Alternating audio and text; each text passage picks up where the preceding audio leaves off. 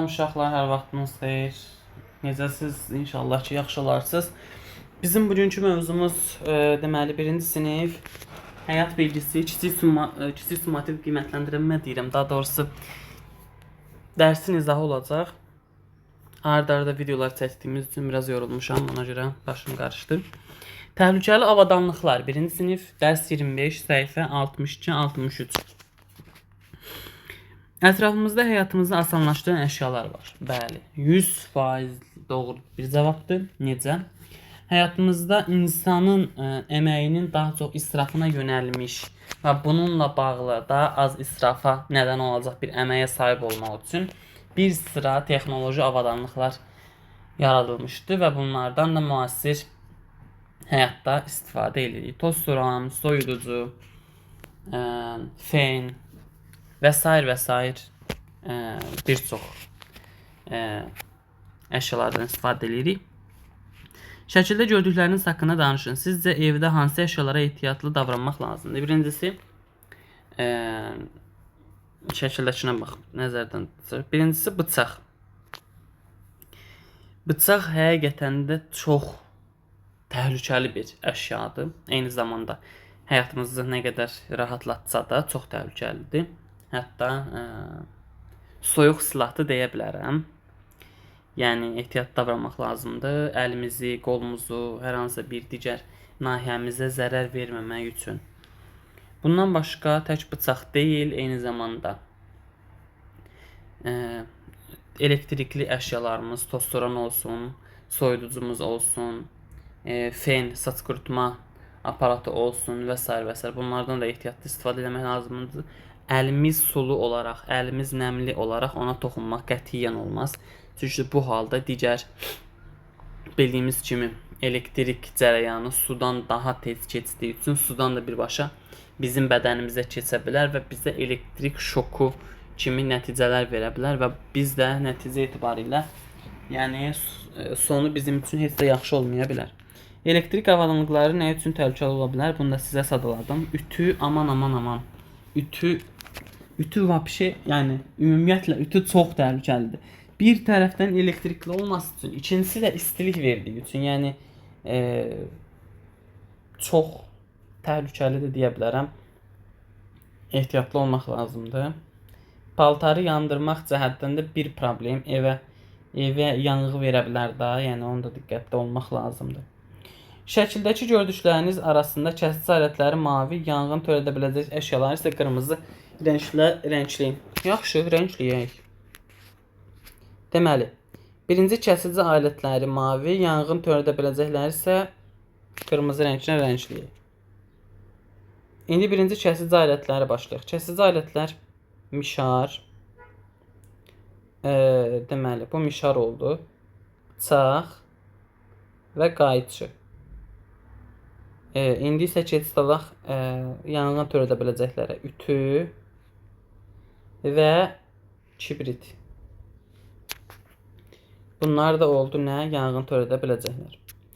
Gördükləriniz hansı elektriklə işləyir? İşarələyin və onlarla necə ehtiyatlı davranmaq lazım olduğunu deyin.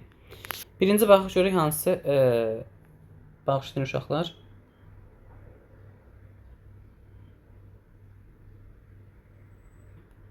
Aha, az öncə kameranı açmışdım. O da yaxşı bir şey deyil, təbii ki.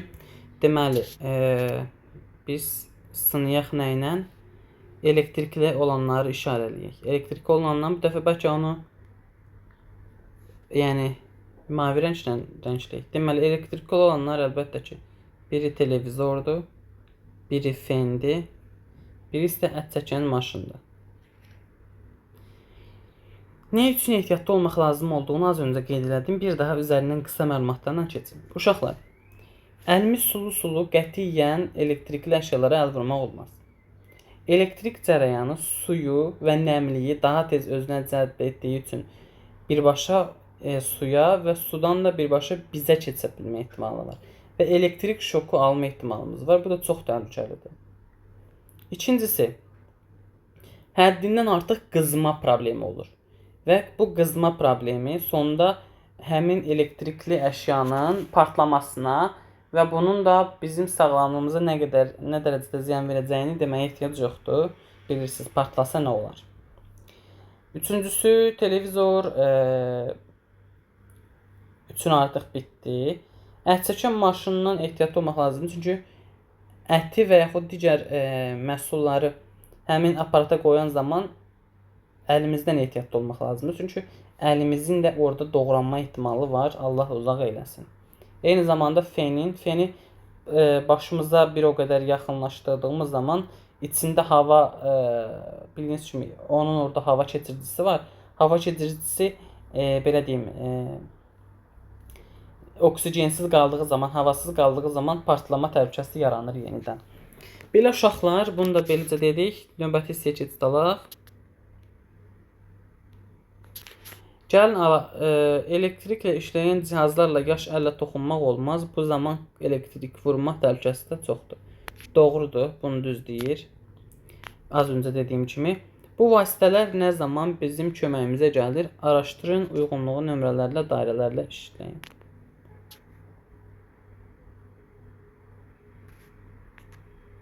Uyğun nömrələri dairələrə yazın deyərkən, bu vasitələr nə zaman bizim köməyimizə gəlir? Araşdırın. Aha, mən sırayla işarələyəcəm. 1 budur, 2 budur və s. Birinci, ambulans, təcili yardım maşını. İşarə qoydum. Hər hansısa bir sağlamlığımızla bağlı bir təhlükə yaranan zaman ilk eləyəcəyimiz iş ambulansa zəng eləməkdir. İkincisi, polis. Polisə də başqa bir şey qoydum belə. Polis cinayət hadisəsi törədildiyi zaman, haqlarımızın belə deyək ki, konstitusiyon əsasları pozulduğu zaman, müəyyən bir mülki haqqımızdan məhrum olunduğumuz zaman polisə birbaşa müraciət edirik. Üçüncüsü, yanğın söndürən. Yanğın söndürmə hər hansı bir yanğın zamanı İlk edə biləcəyimiz iş yanğın söndürmə xidmətinə zəng etmək və birbaşa olaraq onların gəlməsini təmin etməkdir. Onlar gələnə kimi də biz əlbəttə ki, su və digər vasitələrdən istifadə edərək yanğını söndürməyə, yanğının gedişatını azaltmağa çalışmalıyıq. Dördüncüsü, helikopterdir. Helikopter daha çox həyat xilas etmə xidmətinə kömək eləyir. O da dənizdə, çayda, göldə, belə deyim də, yəni təbii ki, bu söhbət iri həcmli göl və çaydan, dənizdən gedir. Bu okean da daxildir bura. Burada deməli türklər demişkən mahsur qalınca, yəni orada tək qaldığımız zaman təbii ki, nə etməliyik? Həyatımız riskə getdiyi zaman deməli bu helikopterdə Fövqəladə Hallar Nazirliyinin xilas etmə xidməti birbaşa olaraq bizim köməyimizə çatır. Belə uşaqlar, inşallah ki, bu dərsi də bəyənmiş olarsınız. Həyatınız üçün təhlükəli ola biləcək daha doğrusu, kəsici alətlərdən, elektrik cihazlarından istifadə edərkən ehtiyatlı olmalısınız. Bunu da unutmayın. Sağ olun, salamat qalın.